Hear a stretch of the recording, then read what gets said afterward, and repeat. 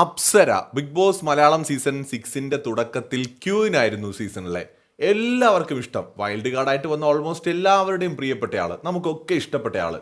അപ്സരയെ തന്നെ സത്യം പറഞ്ഞാൽ പുറത്തിറങ്ങിയിട്ട് പാവം ആലോചിക്കുന്നുണ്ടാവും എവിടെയായിരിക്കും വീഴ്ച പറ്റിയത് എന്നും. ആ വീഴ്ച പറ്റിയതെന്ന് പറയുന്നത് അപ്സര തിരിച്ചറിഞ്ഞിട്ടുണ്ടോ എന്ന് ഇപ്പോഴും എനിക്കറിയില്ല. അപ്സര കൂട്ടുകൂടിയപ്പോഴാണ് അപ്സരയുടെ ഗെയിം കയ്യിൽ നിന്ന് പോയത്.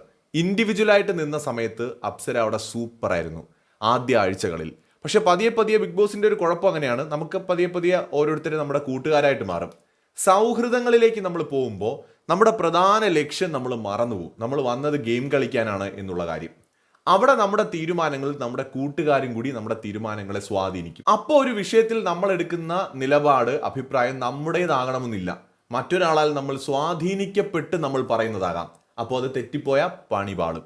ഇവിടെ ജിൻഡോയും അതുപോലെ രതീഷും വളരെ കൃത്യമായിട്ട്, ജിൻഡോ കറക്റ്റായിട്ട് അപ്സരയ്ക്ക് പറഞ്ഞു കൊടുക്കുന്നുണ്ട്, നീ ഒറ്റയ്ക്ക് നിന്നിരുന്നെങ്കിൽ ടോപ്പ് 5 വന്നേനെ, നീ കൂട്ടുകൂടിയതാണ് നിനക്ക് പറ്റിയ ഏറ്റവും വലിയ വീഴ്ചയെന്ന്. അത് തന്നെയാണ് അപ്സരയുടെ കാര്യത്തിൽ സംഭവിച്ചത്. അപ്സര ഒറ്റയ്ക്ക് നിന്നെങ്കിൽ സീസന്റെ ക്യൂയിനായി തന്നെ അവസാനം വരെ നിൽക്കുമായിരുന്നു. കാരണം അത്രയും പൊട്ടൻഷ്യൽ ഉള്ള ഒരു കണ്ടസ്റ്റന്റ് ആണ്. നന്നായിട്ട് സംസാരിക്കാൻ അറിയാവുന്ന, ടാസ്ക് കളിക്കാൻ പറ്റുന്ന വളരെ നല്ലൊരു കണ്ടസ്റ്റന്റ്. പക്ഷേ കൂട്ടുകൂടിയപ്പോൾ ഞാൻ ആര് എന്നൊന്നും ഞാൻ പറയുന്നില്ല, എല്ലാവർക്കും അറിയാം. സൗഹൃദങ്ങൾ തന്നെയാണ് അപ്സരയുടെ ബിഗ് ബോസ് വീട്ടിലെ തകർച്ചയ്ക്ക് കാരണമായത്. മറ്റൊരു വീഡിയോയുമായി വീട്ടിൽ കാണാം.